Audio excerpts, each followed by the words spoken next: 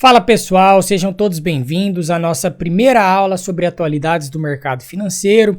Eu trouxe aqui várias atualizações para vocês que com certeza pode estar aparecendo na sua prova, questões relacionadas a títulos verdes, questões relacionadas a real digital, coisas que estão sendo discutidas atualmente, que estão no debate atualmente no mercado financeiro, beleza? Então basicamente aqui eu coloquei já o módulo 1, que seria o tópico 1 do edital, o 2 e o 3, os bancos na era digital, atualidades, tendências e desafios, Internet Banking e Mobile Banking, né, que é o celular. Aqui nós temos a linha do tempo, né, quem me acompanha de concursos anteriores já vi que eu já falei sobre essa linha do tempo, só que eu tô passando aqui novamente para vocês, porque lá no final eu fiz uma modificação e eu acho importante a gente verificar isso, tá? Então, basicamente, nós tivemos lá em 1945 a Sumoc, que era considerado banco central na época, né? Depois veio aqui os primeiros computadores em 62, tivemos a criação do Conselho Monetário Nacional e do Banco Central em 64, né? Basicamente aqui no início do período da ditadura militar aqui no país. Fundação da Federação Brasileira de Bancos, a FEBRABAN, veio em 67. 71 criou esse Centro Nacional de Automação Bancária. 75 tivemos os boletos de cobrança.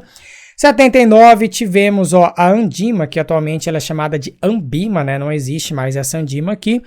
E criaram um sistema especial de liquidação e custódia, que, como nós sabemos, ele é o sistema vigente até hoje, que liquida e custodia título público federal. Então, por lá que eu consigo, por exemplo, quando eu vou comprar um título do governo, através desse sistema ocorre a liquidação, ou seja, ele repassa o dinheiro para o governo e pega o título e repassa para mim. Em 1983, primeiro caixa eletrônico. Depois nós temos aqui em 88 uma alteração da regulamentação do setor bancário, então começou a permissão para operar bancos múltiplos, e aí só para a gente relembrar também o que é um banco múltiplo, é aquele banco que deve possuir no mínimo 2 carteiras, sendo uma delas obrigatoriamente ou a comercial ou a de investimentos, obrigatoriamente, tá? Em 1992 tivemos o débito automático, então você consegue colocar suas contas lá, água, luz, gás, telefone, tudo em débito automático. 94 tivemos o Plano Real, que acabou com a hiperinflação no Brasil. Quem viveu nessa época aí pegou inflação de mais de 2.000%. 96 o Internet Banking, né? Criação também do Copom, Comitê de Política Monetária. É sempre legal a gente relembrar também que o Copom ele existe até hoje, ele é responsável por definir aqui o que nós chamamos de Selic Meta, né? Que é a meta da Selic para as operações de empréstimos no mercado interbancário. 99, temos a figura do correspondente bancário. 2000, aqui o lançamento do serviço de mobile banking, né, para você conseguir fazer transações, pagamentos via celular. 2001, criação do SPB, por onde você faz basicamente transferência de fundos. Tá? E eu tô passando rápido mesmo, porque atualidades a gente tem que chegar mais para agora, pro ano atual, né? Isso daqui já passou, mas é só pra gente relembrar. Então, transferências de fundos eu faço através do SPB. Existe até hoje o SPB, tá? A Câmara Interbancária de Pagamento CIP. 2002 tivemos aqui a questão da TED. Tem aquela questão do DOC também, TED é transferência eletrônica disponível, então você fazia TED a partir de 1 centavo, ainda faz, né? Só que hoje em dia o pessoal só usa Pix, basicamente. Débito direto autorizado, então esse débito direto autorizado aqui, você consegue vincular todas as suas contas, por exemplo, que estão no seu CPF, para você conseguir já fazer o pagamento ali direto no banco, não precisa ficar esperando boleto nem nada, aparece tudo no seu CPF, aparece ali. 2010, quebra da exclusividade das bandeiras de cartão de crédito.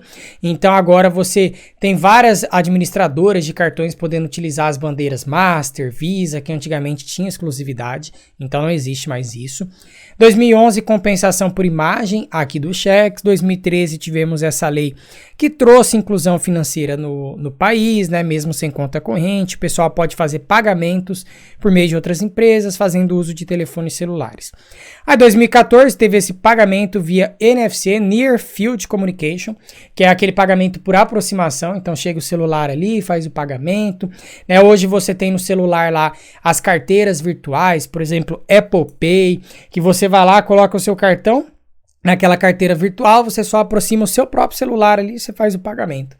Então nem de cartão você precisa mais hoje em dia, né? Se você, óbvio, for num estabelecimento que a maquininha aceita por aproximação, que diria que é a maioria. 2020, lançamento oficial do Pix, né, o pagamento instantâneo, então você faz pagamento 24 horas por dia, 7 dias por semana.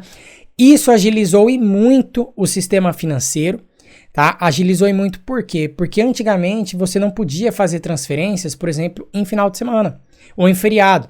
Então, sábado, domingo, feriado, não tinha como você transferir, mas você, por exemplo, tinha contas para pagar, você precisava fazer o dinheiro circular. Então, com o lançamento do Pix, isso daqui modificou e muito, né? Uma coisa que veio para ajudar, uma coisa que com certeza foi assim muito aderida por todos os brasileiros.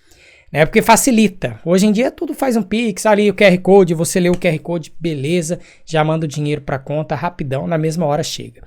Open Banking, né, nós teremos uma aula exclusiva disso, que também é chamado de Open Finance, basicamente é o sistema de compartilhamento de dados, você compartilha seus dados de uso de cartão de crédito, de financiamento, para o banco te conhecer melhor, saber se você é um bom pagador, um mau pagador. Isso facilita, né, obviamente, para quem é um bom pagador, obter crédito, financiamento em outros bancos dos quais ele não tinha nenhum relacionamento anterior. Isso é importante. Outras inovações, né? Então inteligência artificial, Big Data, internet das coisas, computação em nuvens, robótica, cibersegurança e por aí vai.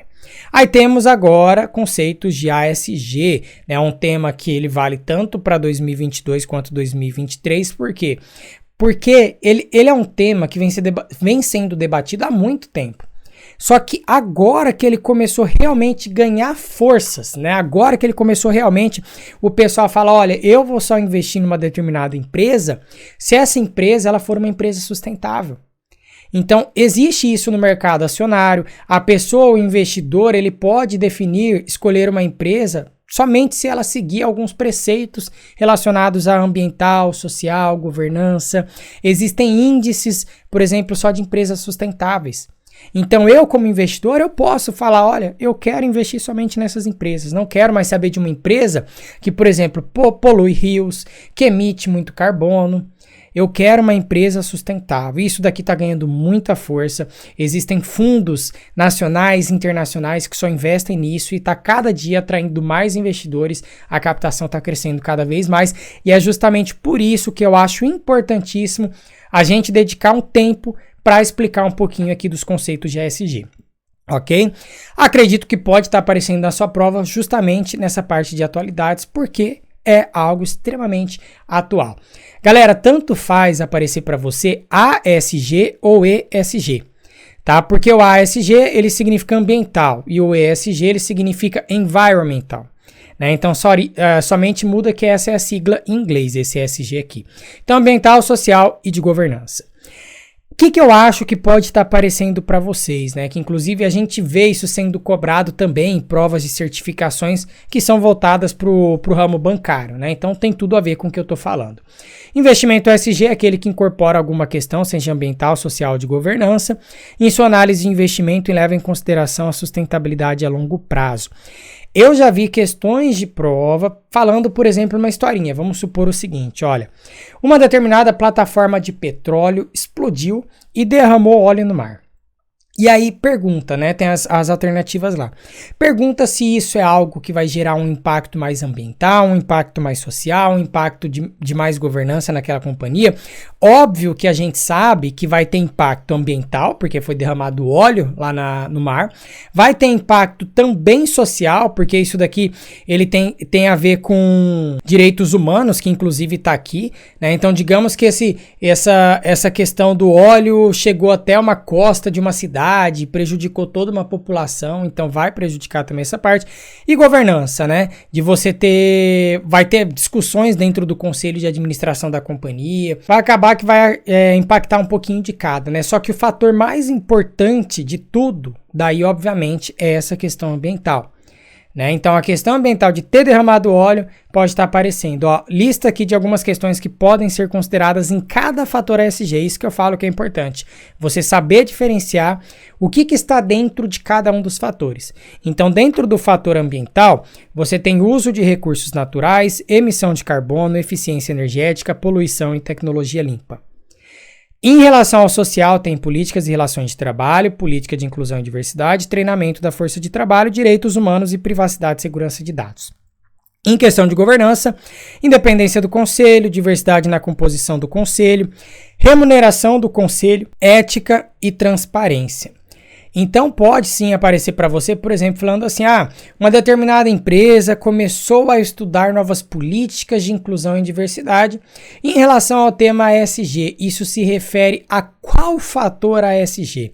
Aí você tem que saber, olha, política de inclusão e diversidade refere-se ao fator social.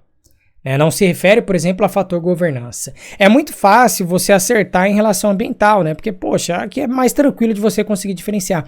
Agora, social e governança, na hora da prova, pode ser que traga alguma certa confusão. Então, é por isso importante você saber cada um desses daqui.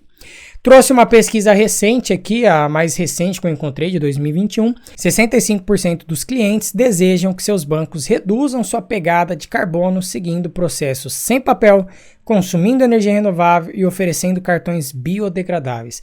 E a galera, inclusive, falou nessa pesquisa que aceitaria pagar uma taxa adicional para ter esse tipo de serviço. Então, cartão biodegradável, porque às vezes a pessoa cancela cartão, corta, joga no lixo. Aquele negocinho ali fica anos e anos, não faço ideia de quanto tempo, mas para ser absorvido lá pelo ambiente, né? E também reduzir aqui essa questão aqui das emissões de carbono, usar menos papel, uma coisa que atualmente é uma tendência mundial. Né? Tudo você faz digital, até mesmo em cartório, hoje em dia você faz reconhecimento de firma, tudo você consegue fazer digital. Beleza? Aqui tem uma parte de bancos da era digital, só para a gente passar rapidamente para ver que afeta modo de viver, a cultura, a sociedade, modo de interagir, e os dados se tornaram a matéria-prima para os negócios. Detalhe, quando eu falo que os dados se tornaram matéria-prima, isso daqui é uma das coisas que eu tenho certeza que vocês veem na rotina de cada um de vocês aí diariamente. Tá? O que acontece? A pessoa vai lá e clica em um determinado produto ali no Google, no Instagram, que seja. Aí depois aquele produto começa a aparecer para você. Aí você pensa, meu Deus, o que será que está acontecendo, né? Como que o Google ele sabe que eu cliquei nesse produto? Ele sabe por quê? Porque existe uma inteligência artificial ali por trás que ele consegue ver os seus padrões de consumo. E aí o anunciante daquele produto, ele consegue fazer a segmentação dentro da plataforma do Google, do Facebook, para atingir pessoas como você. Pessoas que demonstram interesse, por exemplo, em sapato, pessoa que demonstrou interesse, por exemplo, em viagem de férias, né, num lazer determinado, num tipo de marca de cerveja, e por isso ele direciona aquele anúncio direto para você. É assim que funciona, tá? Então esses dados, eles são extremamente importantes. Hoje em dia o Google ganha muito dinheiro somente com marketing digital. A galera tá gastando dinheiro para tentar entrar literalmente ali dentro da sua casa através do seu celular, para você conseguir ver aquele produto que está aparecendo ali, tá? Então é muito importante a gente saber essa questão dos dados, saber que eles são importantes e custam muito dinheiro. E o consumidor digital, ó, ele tem papel central. O consumidor digital é o quê? É a pessoa que hoje em dia ela nem preocupa mais em sair para comprar. A pessoa, ela consome tudo pela internet, pede tudo por aplicativo. É muito mais rápido, muitas vezes é mais barato, você encontra o que você quer ao invés de você sair procurando, tá? Canais tradicionais e digitais, né? Os tradicionais, as agências bancárias, as máquinas de autoatendimento, né? Que são os caixas eletrônicos, centrais de atendimento telefônico, correspondentes bancários. Pessoal, coisa que tá perdendo força mesmo. Mesmo. Tá? E os canais digitais, smartphones, tablets, computador pessoal, points of sale, né? Que são aquelas maquininhas de cartões de débito, de crédito. Isso sim está ganhando força. Inclusive nesse próximo slide eu trouxe aqui também o mais atualizado possível. Não tinha para 2023, né? Não temos dados ainda, mas eu trouxe aqui até abril de 2020, que foi publicado no site da Febraban, falando isso daqui, ó. Os canais digitais representaram 74% do total das transações pesquisadas em abril de 2020. Então, com certeza, hoje em dia é mais, né? E aí você tem aqui a composição, ó, através do celular, ele foi aumentando de 57 para 58, 61, 67, isso é mês a mês, ó, janeiro de 2020 até abril de 2020. Então, com certeza, também aumentou ainda mais. Então, a tendência, né, se, por exemplo, cai uma questão na sua prova perguntando tendências para você, o que você poderia falar? A tendência é que o uso de internet em banking e de mobile banking, né, no celular, vem crescendo cada dia mais, principalmente do celular. Porque hoje em dia a pessoa ela pode não ter um notebook, pode não ter um computador, mas ela tem um celular em mãos e ela consegue fazer seus pagamentos, suas transações. Então, por isso, pode perceber que o Internet Banking, que é o Internet Banking? É através do computador que você acessa o aplicativo ali do banco, tá? Ele também está crescendo, só que, por exemplo, de março para abril de 2020, ele voltou para 7%. Ele está maior do que isso hoje em dia. Só que o celular cresce mais rapidamente, de maneira até diria exponencial em relação aqui aos computadores, tá? Máquinas de caixa eletrônico, obviamente, em queda. Hoje em dia, dificilmente você vê alguém perdendo tempo, né, indo lá num caixa eletrônico. Eu nem lembro a última vez que eu usei dinheiro vivo. Não lembro a última vez. Acho que faz anos que eu não uso dinheiro vivo. Você não precisa, tudo você paga online, tudo você usa cartão.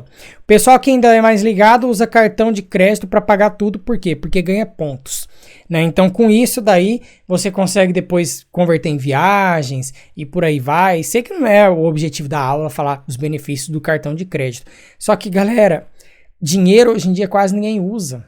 Você tem muitas outras vantagens de você fazer o pagamento digital. Agências bancárias também estão reduzindo e correspondentes bancários também. Então, como foram contabilizados apenas as principais transações, as composições por canais podem apresentar diferença dos resultados anuais da pesquisa. Só para a gente ter uma noção de tendência, né? E aí falamos aqui do real digital, aqui só tá uma introdução para vocês, e aí depois eu vou pular para perguntas e respostas em relação a essa moeda. O que vem a ser esse tal do real digital? Vamos lá. Vocês com certeza já ouviram falar de criptomoedas, né? Principalmente Bitcoin, Ethereum, que são moedas digitais, então não existe uma moeda física do Bitcoin, né? Por exemplo, que você consegue realizar transações, consegue realizar transferências. Não é uma moeda aceita universalmente, não é uma moeda atual, né? Por exemplo, estou falando do Bitcoin, que exerce as três funções de uma moeda. Quais são as três funções de uma moeda básica? Unidade de conta, ou seja, os produtos podem ser expressados em termos daquela moeda. Então é como se eu fosse lá no shopping e aí eu visse, por exemplo, tem uma calça jeans aqui, custa 1 Bitcoin. Não, 1 Bitcoin vai ser muito dinheiro, né? Vai ser, atualmente aí vai ser mais de 170 mil reais uma calça. Não, vai ser 0,00000 não sei o que Bitcoin. Você não tem isso daí, então não é unidade de conta, tá? Meio de troca, você conseguir trocar, né, o que você quer. Eu quero usar o Bitcoin para comprar aquela calça. Então, hoje em dia, não são todos os estabelecimentos aceitam isso daí, né? É uma moeda que exerce essa função 100%. E reserva de valor também não.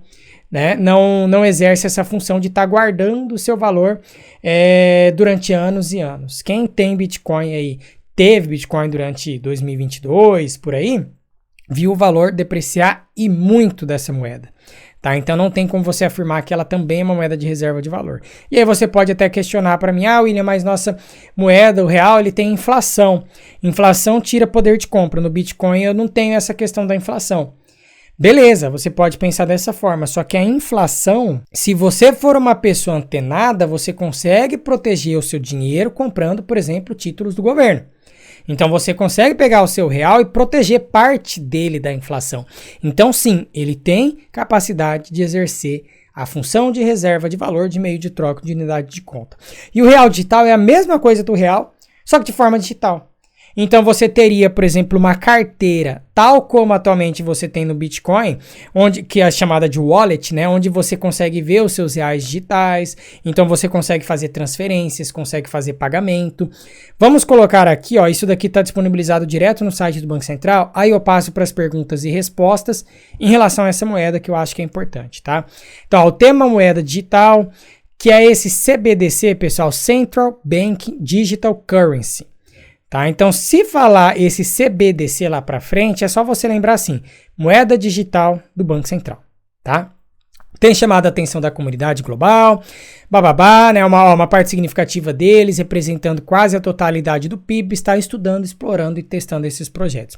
Então, vê potencial de melhorar a eficiência do mercado de pagamentos, de varejo e promover a competição e a inclusão financeira para a população ainda inadequadamente atendida por serviços bancários. Essa população ela é chamada de população desbancarizada. Durante o período da pandemia, essa população reduziu e muito. O que é uma pessoa desbancarizada? É uma pessoa que nem conta em banco tem. Aquela pessoa, ela não tem acesso a crédito, ela não tem cartões, né? Por exemplo, vou fazer um pagamento de transferência. Não, o pessoal só usa o real físico mesmo para fazer suas transações. Isso é uma pessoa desbancarizada. E durante a pandemia, que basicamente todo mundo teve que ficar em casa, essa galera desbancarizada começou literalmente a ter que se bancarizar.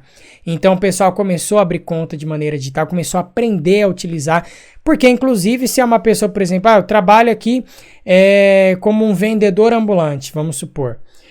Isso aconteceu até comigo recentemente. Tinha uma pessoa que estava vendendo pipoca, né, no meio de uma galera, era uma multidão, assim, o pessoal estava lá assistindo um show ali na rua. Só que aí a pessoa não tinha cartão de crédito, ela não aceitava a maquininha e também não aceitava nem o Pix, né? Então, assim, durante aquele momento que eu vi a pessoa vendendo ali o seu produto, ela perdeu mais de 10, 15 vendas. Por quê? Porque ela não era bancarizada.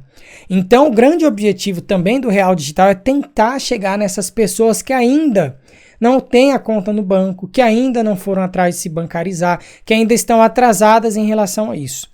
Tá? Então, trazer mais inclusão financeira, a pandemia ela trouxe nesse ponto, né, nesse sentido, mais inclusão financeira, porque o pessoal se viu obrigado a fazer isso, senão a renda ia cessar 100%. Tá? Então, tô até falando aqui da crise da pandemia, pode dar uma olhada depois. Aí, ó, para a realização desse estudo sobre a emissão de uma moeda digital, teve um grupo aqui que representou o Banco Central. Então, teve várias áreas aqui. Isso aqui não é importante que eu quero discutir, tá? Eu deixei para vocês darem uma olhada depois, se quiser dar uma lida, tá? Não vou ficar lendo aqui com vocês.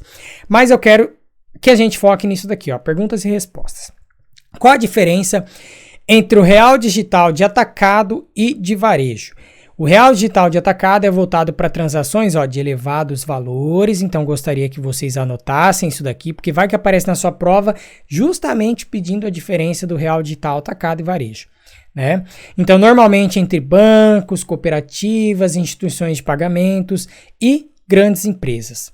E o varejo vai ser ao contrário, né? Então, a necessidade de pagamento e liquidação de indivíduos e empresas de todos os portes, podendo ser utilizada para pagamentos e para operações financeiras cotidianas, quaisquer faixas de valores. Então, basicamente, você vai fazer a diferenciação com atacado, elevados valores. Varejo, qualquer faixa. Só que, geralmente, isso daqui voltado para pessoa física, também tem a empresa de todos os portes, a gente sabendo que grandes empresas também podem utilizar o do atacado, tá?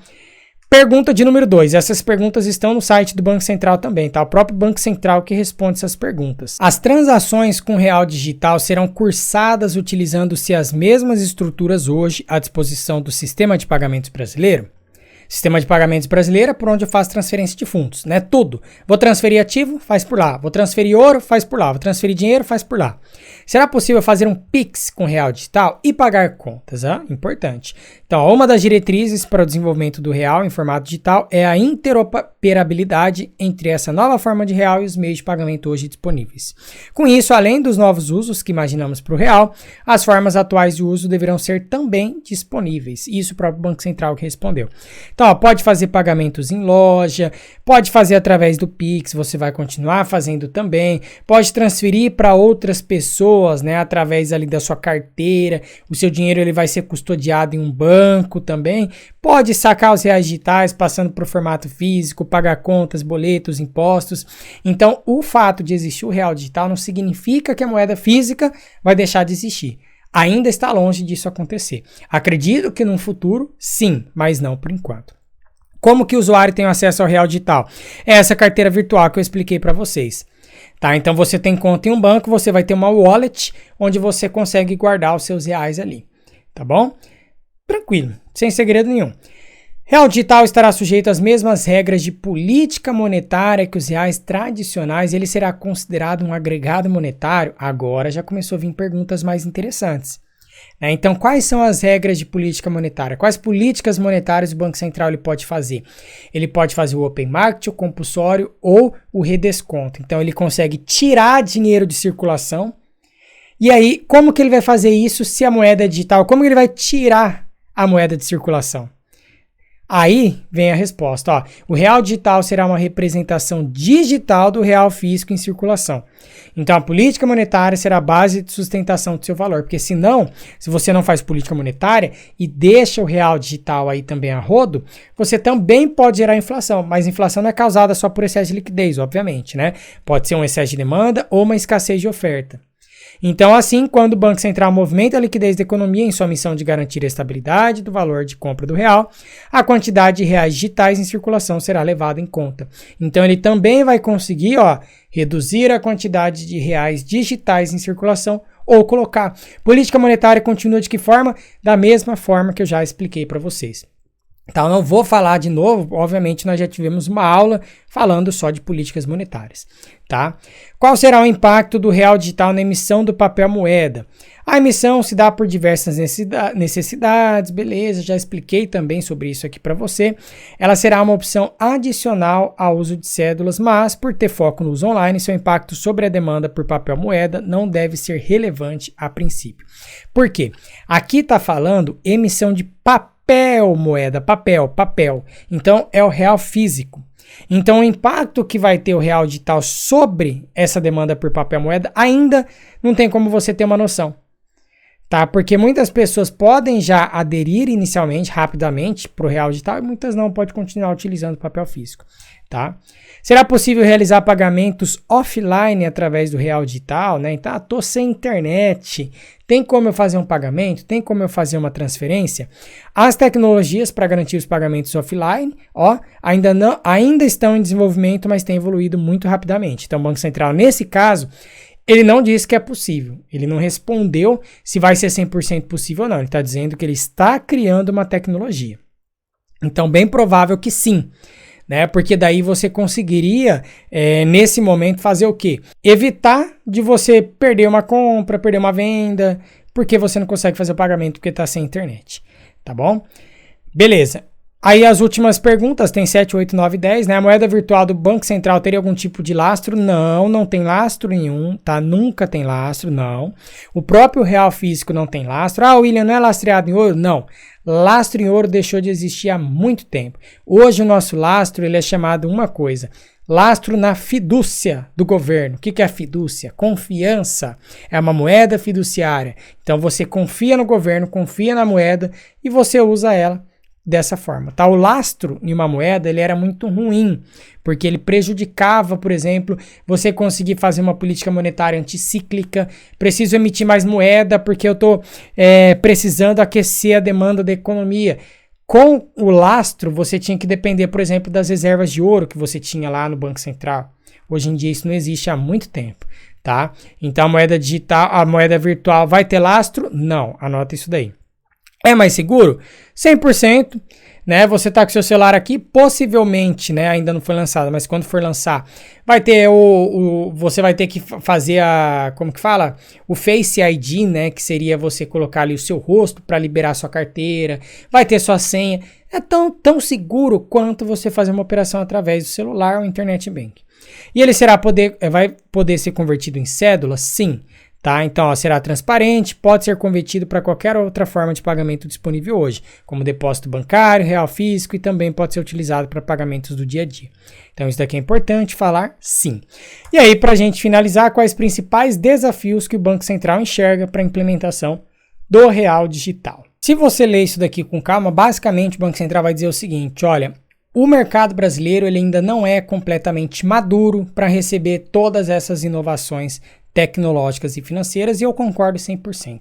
Tá? Hoje você tem esse sistema aqui, o Pix, que segundo o próprio Banco Central já é um sucesso, isso na verdade foi um sucesso internacional. Vários outros bancos centrais de outros países viram a adesão do Pix aqui no Brasil, né? E foi gigantesca, o pessoal realmente está utilizando. Então o desafio é esse, ó, além dos serviços já prestados à sociedade, né, fomentar o desenvolvimento de novas funcionalidades, novos serviços, novas formas de prestar serviços. Aí ele diz aqui, ó, ainda não está completamente maduro o mercado brasileiro, mas a transformação digital está se acelerando e não podemos ter certeza de quão rápido a demanda por esses novos serviços vai se intensificar. Então o Banco Central está trabalhando com isso daqui para continuar trazendo sempre estabilidade monetária e financeira, que é uma das missões dele, né, que inclusive está lá na lei de autonomia do Banco Central, manter estabilidade do poder de compra da moeda e por aí vai. E além disso, a questão tecnológica também é importante, as tecnologias envolvidas na implantação de moedas digitais estão amadurecendo rapidamente no mundo inteiro, não só aqui no Brasil, mas ainda faltam vários testes para você chegar na eficiência, segurança e privacidade dessas soluções. Então, assim, é uma nova realidade, né? O Banco Central ele já estuda esse real digital, isso daí deve chegar para a gente daqui num futuro próximo. Então, é uma outra inovação, é uma tendência e por isso pode estar aparecendo na sua prova. Então, olha, faça as devidas anotações, escreve um pouquinho, coloca as principais características de cada um. Isso é importante para você fixar os assuntos, é importante para você fixar os conceitos. Lembra que eu sempre falo, você aprende ouvindo, quando você está aqui me ouvindo, você está visualizando, você também aprende. Só que é muito importante você aprender escrevendo. Isso também ajuda a fixar o conteúdo, ajuda a fixar a matéria e também, se possível, você tentar explicar isso para alguém. Vai debater no grupo de amigos, vai debater com a esposa, com o marido, porque aí você começa também a forçar você a lembrar daquilo que você aprendeu em aula, ajuda você a fixar o seu conteúdo, beleza? Então é isso aí, galera. Aguardo vocês na próxima aula. Tchau, tchau!